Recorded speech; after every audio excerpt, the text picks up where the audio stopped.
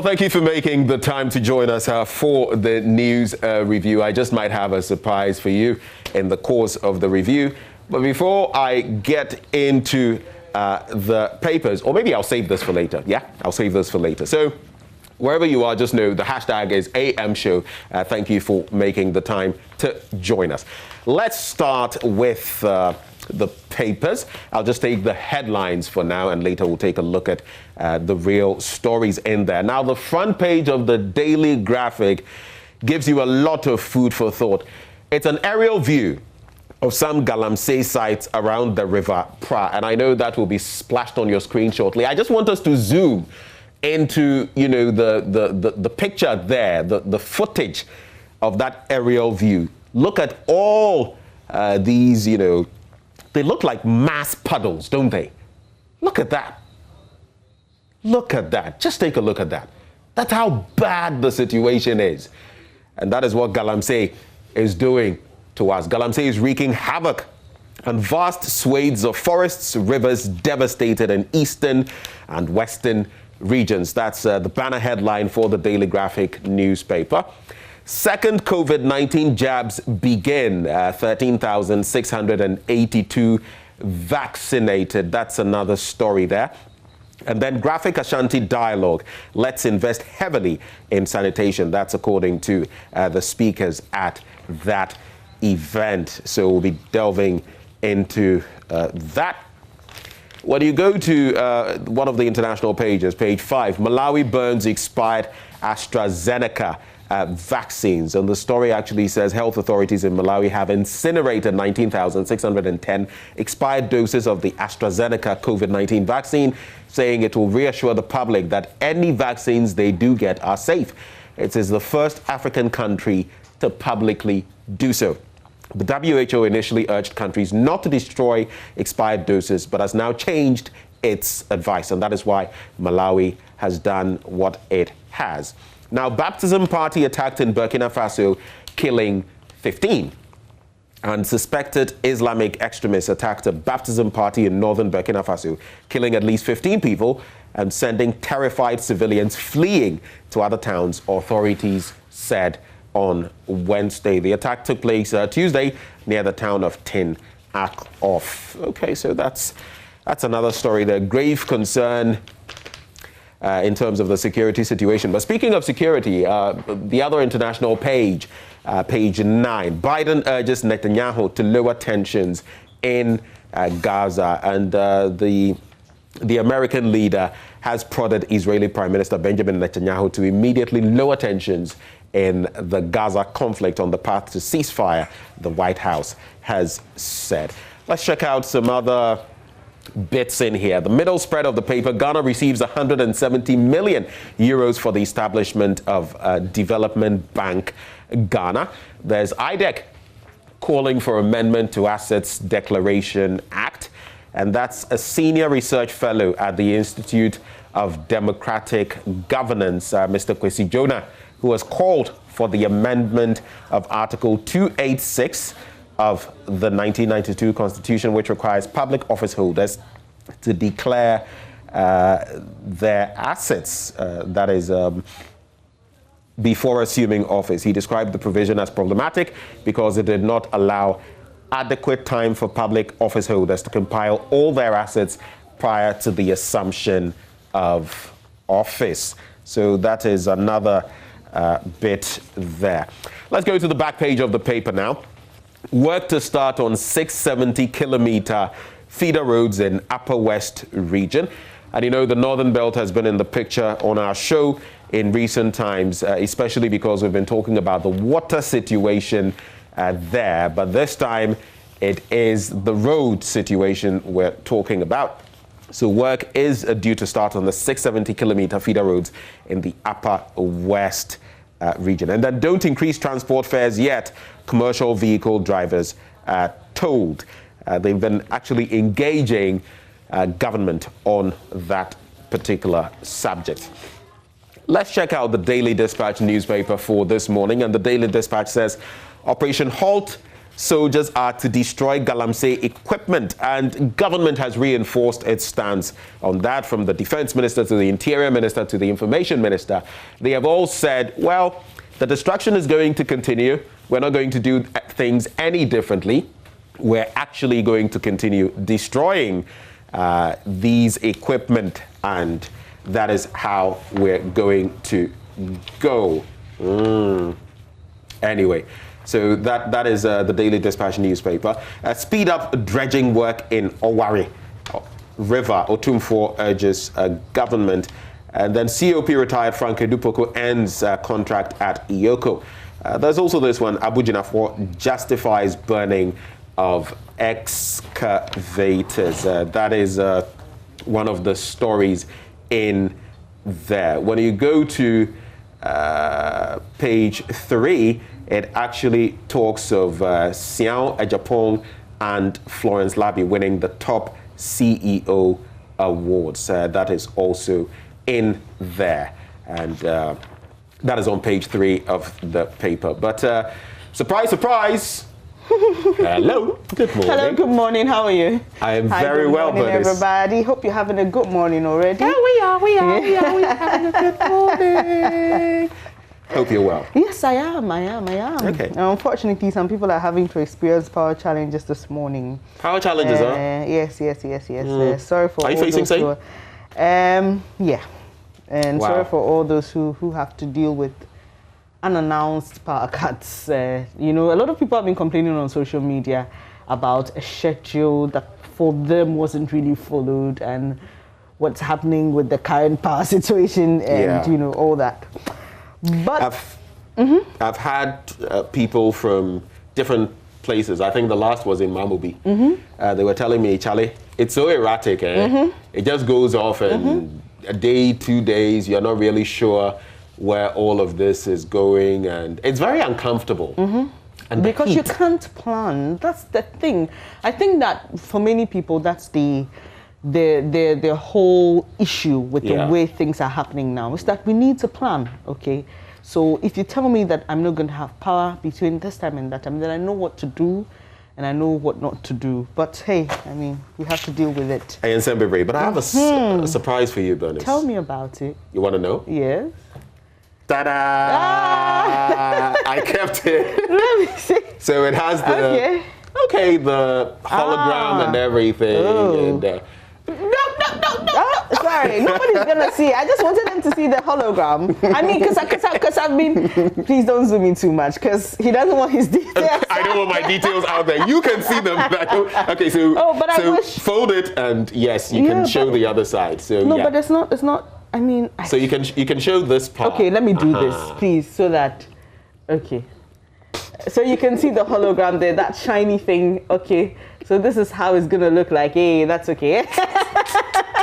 But hey, I got my second jab, and y'all should go out and get it. Feeling okay? You know? No fever, no pain. So I'll tell you what. The first time I got it, the following day, severe pain in the arm, and that was when the headache started for about 3 to 4 days.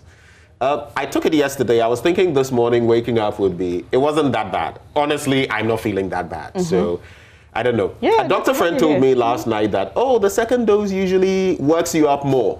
I'm not getting worked up more, so at least I'm grateful. Sure.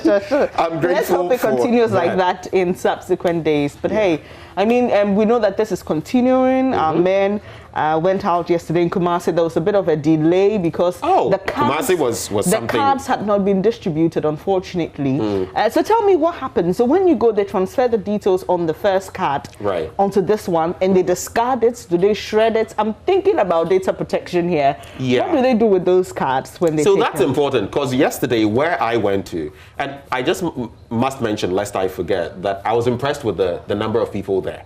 I was very impressed. So many elderly people had come there. Everybody was trying to get a shot. So that was a good thing. But some people I hear, even from here, who got their shots here, they've been told to go to Sepa-Agbo and other places, Sepa-Agbo around Kotobabi and all of that. So for some people, there's a bit of confusion. But now, like we've been told, you can go to the centers. It doesn't really matter.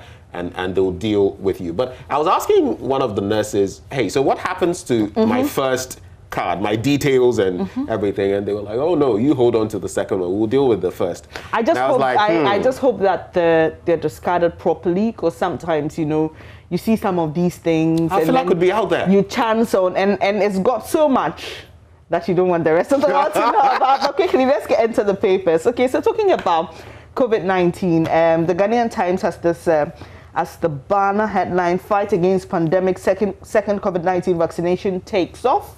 And there you can see a nurse administering the jab to registrar of the NMC.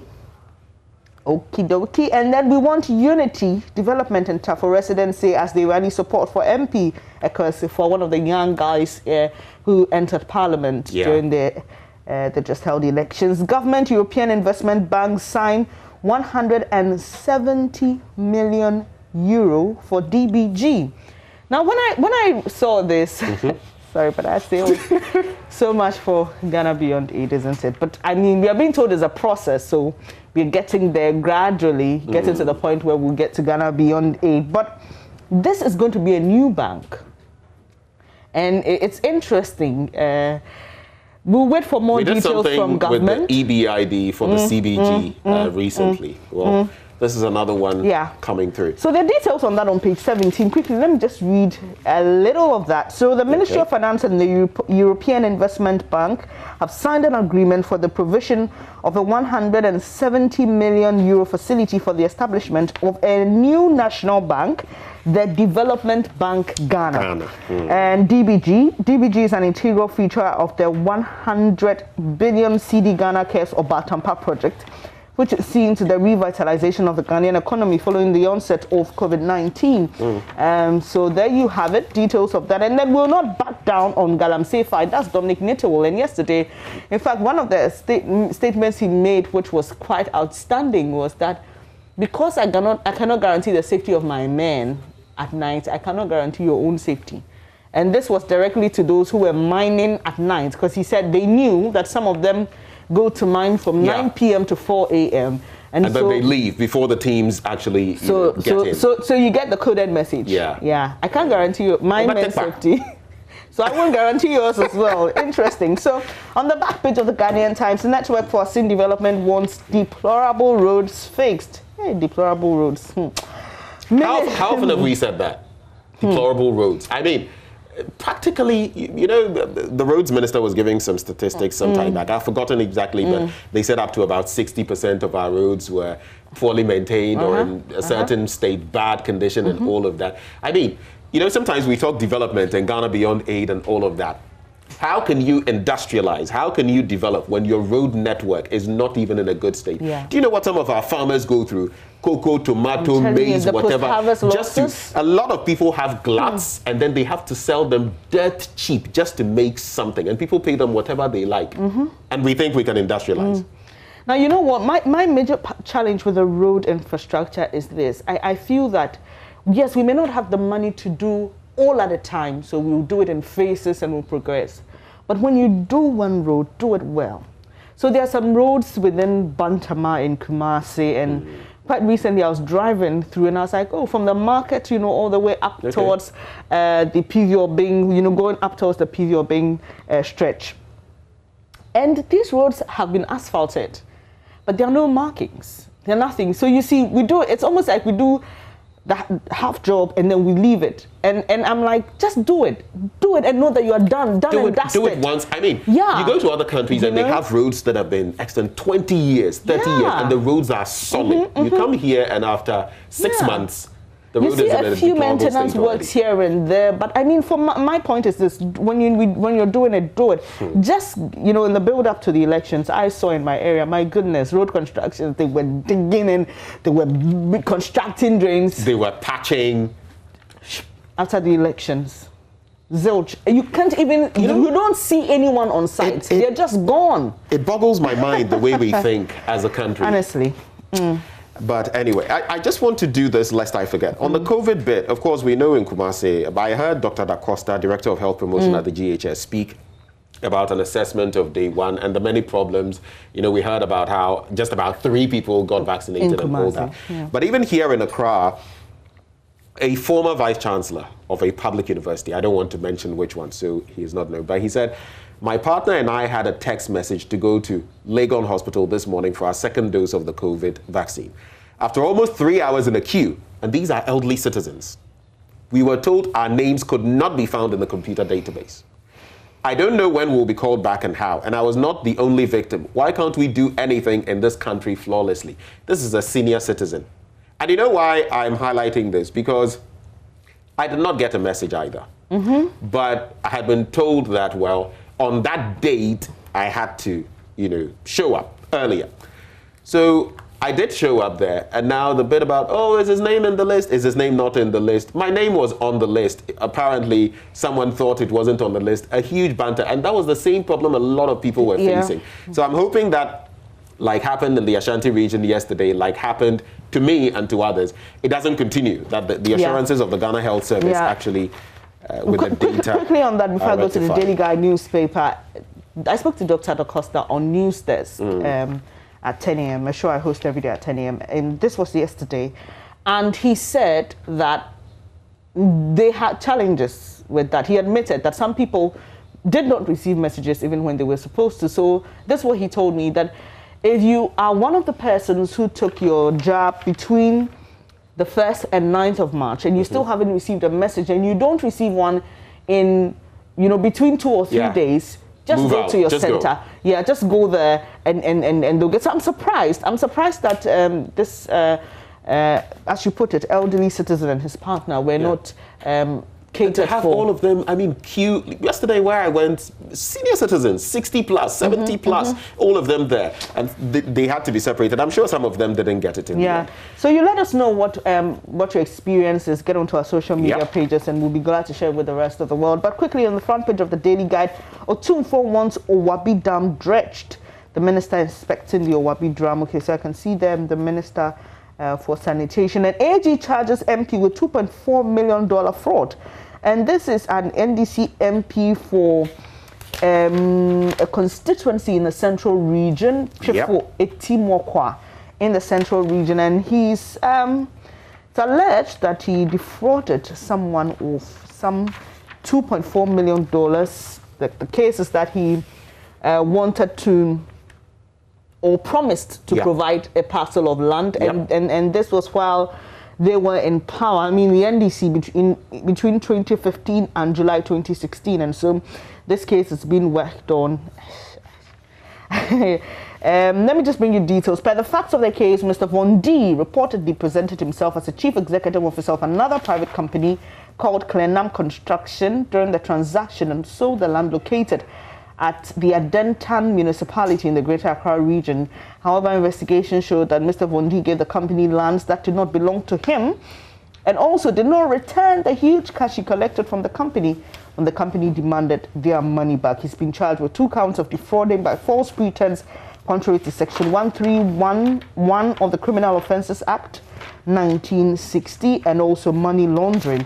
So we'll see what happens to this MP. Yesterday I saw, and I was going to highlight the story. Yesterday we saw the case of that Nigerian who had fleeced the state, and I said that we needed more of that. Of course, these are allegations. The court process will take care of it. I am not saying whether he's guilty or not. It is not my place to do that. But my point is, if there are politicians dabbling in these things, engaging in whatever, fleecing, duping citizens, they ought to be brought to book. Heads ought to roll. Let's quickly, but the entertainment page of the Daily Graphic, I think it's in the middle spread also. The Daily Guide? Or the Daily Guide, I meant. I'm sure there usually is some interesting. So this is Burna Boy. This is gonna cause a lot of problems for him. What's he saying? He says, "I'm not a Nigerian artist. I don't make money here." Okay. And this one we did yesterday. Naomi Campbell welcomes baby girl at 50, and Vanessa Jan Akusia give care to mothers. Okay, so these are media personalities and a philanthropist. Well, Burna Boy though. Burna Boy says, look. Okay. I'm a Grammy Award winner. All right. I do not make money as an artist from Nigeria. Do you think the guy's ego is becoming bigger than even his global status? I mean, I hope Burna Boy doesn't get burnt. No, yeah, but okay, see, he says... Doesn't get his fingers burnt so with what he's saying. Let me read. According to him, he lives in Nigeria because he loves his people, but he doesn't make money from the country. Yeah, but the country made you. Whether you make money or not, the country, whatever, the systems... I don't know what prompted this. I don't know, but I don't know why he... Because the whole Niger vibe and the... Anyway, once we've done entertainment here, you know one thing that brings people a lot of entertainment is football. So let me just bring some football updates. I don't know if you are so much of a football fan, but I love football. I'm a big fan. Okie dokie. So City United offer Kane big cash. Charlie, that one... Well, I hear there are only 5 teams that can actually bag him. The likes of Man U, City, I love Barcelona, Harry Kane. I think he's forceful. I love his game. I was a sympathizer of Tottenham until they sacked Jose. So... Oh, you're a Jose fan? Well, sort of. I don't know. I just feel... I like him. the way you did that. Sort of. Do it again. Do it again. You got some Cockney going on? Sort of. Look, I'm just saying that I love Jose, but I don't think I'm going to support Roma because he's going there. But I just like Tottenham. But Chelsea, Leicester in mass brawl. We know Chelsea won that game. All the Chelsea fans in Ghana are super excited. But what do you have in the paper you're holding? Well, so the Finder newspaper, I'll just take this one. Task force targeting illegal activities, not licenses. That's notable. And the Minister of Defense has stated that the military task force embarking on the anti-Galamsey operation, dubbed Operation Halt 2, is going after all mining activities which pollute the nation's water bodies. You know, this was a discussion we were having yesterday about what qualifies and what doesn't qualify. So even if you're deep inland and your activities are somehow impacting the water bodies, you will be targeted. My only fear there, as we do this, so some injustice doesn't come to bear, so that someone who might technically be innocent wouldn't have his or her equipment, damaged. But in the end, look, we must be very hard, we must be forceful, because Galamsey, you saw it. You saw the PRA earlier today. I mean, I think it's the, is it the PRA? Yeah, it's the PRA, the Daily Graphic. Look at this. Look at this. This is crazy. And those are our water bodies. I'll wrap with this one. If there's time, I'll do a story from the Graphic, and then you can wrap up as well. The Business and Financial Times says $8.4 billion petroleum revenues hang in the balance. And here's why. Government stands to rake in $8.4 billion revenue from the proposed unitization or merger of the Sankofa and Afina fields.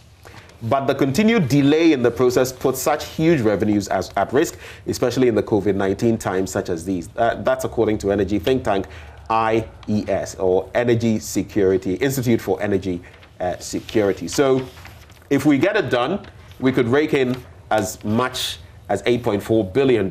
If we don't get it done, we could lose that sum of money. $8.4 billion is more than 10% of our GDP. By the way. And sometimes we actually go out cap in hand to get that kind of money. So costs and benefits. Let's check out this final paper. So this story is the Meridian, and I was just drawn to it. Huge headline: Opariado's misdemeanor in office caused contract termination. So the story, yes. So the story is captured on pages 2 and 11 of the paper, and I've just been reading through, and basically it's many of the things we've heard. It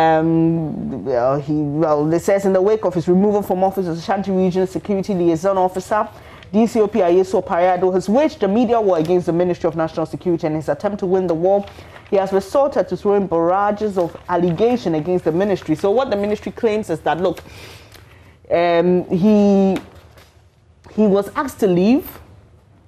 He was given his paid for the extra 2. His marching orders were given him. Yes, and he refused to leave. But said, chef, for the way. But the big question is, and I think on a lot of mind of the people, is that even if he decided not to leave, is that how to get somebody out of his office? I'm just asking questions, and obviously that's our job. Yeah. So is that how to get somebody out of the office? Look, we've all, and I totally agree with you, we've all said that. But whatever the circumstances were, is that the way to dispatch someone out of office? It's simply not. It's tantamount to someone saying, and I've seen this happen in certain stations where some owner or something thinks, oh, this presenter, I don't like the person anymore. And the presenter is on air and they come and drag the person away. I mean, what kind of, it boggles your mind, right? I don't want to use the words coming, but it's like, that's how bad it is. You're refining the words that are coming to your mind. It's crazy. Yeah, but I mean, the details of the story, talking about 2 weeks' salary, they say, well, there was some misdemeanor, and so he was asked to leave. Fair enough. So if this person supposedly were a criminal, right, like has been touted, what was he doing in office anyway? Well, that's why they asked him to leave. So just leave. And pay your salary. On page 16 of the Daily Graphic, because it ties into a conversation we're having this morning. Let's invest heavily in sanitation. Now, speakers at the Ashanti regional version of the Stakeholders Dialogue on Sanitation, organized by the Graphic Communications Group in partnership with Zoom Lion Ghana, have called for heavy investment in the sanitation sector. This morning, and I hope you watch it, I went to Ablikuma Central a few days ago. Terrible Shukurabola Junction. We're highlighting that place this morning. Not a good picture. A storm drain, what should have been a storm drain from Nkrumah through to Buzia till now. It's been like that for decades. So how do we make Accra the cleaner city with all of that filth? You should check it out today. Ohubedriu. But Bernice, awesome. Let's wrap up with some My Joy Online news. And so when you go to My Joy Online, Bernice, would you like to help? Sure, definitely. Why not? So we have that big one. Dominic Nitiwo challenges Ghanaians to report top government officials involved in illegal mining. And that question was asked, on the allegations made by Kennedy Japan. And, they said, they would sit with him, but he still hasn't given any details. And Operation Halt, deploying military troops to guard river bodies, is not a sustainable way to stop galamsey. And that's Dr. Yao Graham, the Deputy Minister for Lands designate. Meku Duka responded to this and said it's possible that they were going to look at the law, especially with regards to the burning of seized excavators, because this has come up a lot. And yesterday during the briefing, Kojo Nkrumah said, well, he finds it, what word did he use? I can't really remember. But basically what he was trying to say was that it doesn't have to be written to be law. And he cited the UK's example of an unwritten constitution. Countries that are said to have unwritten constitutions, it doesn't necessarily mean all of their constitution is unwritten. It means large portions of it, but they have written aspects of their constitution. Well, maybe a few more. A few more. Chief Imam plays an important role in Ghana and Africa. Attorney General, he visited him, and mysterious calabash found in over 70-year-old tree at Tema. Whoa, that's an interesting mysterious. Angry Cat laboratory scientists laid down tools of appointment of 2 medical officers. The Ghana Medical Association has released a statement and says if Komfanoche goes ahead to take away these medical officers who've been posted, they would retaliate. Yes, but the medical laboratory scientists also say, look, we don't need these 2 people here. So they have declared a strike effective today. I will touch base with our men and see how it's affecting healthcare delivery in the Ashanti region. Bernice Abubeidu, Lancer there. It's always refreshing to have you. It's a pleasure to be back. Nagode. Today I'm Babatunde, so Nagode. Nice one. Well, thank you for joining us for the news review. Coming up next is sports, and I'm excited because my Lakers beat the Warriors this morning with just 3 points. Well, sports is up next with Muftau. Do stay.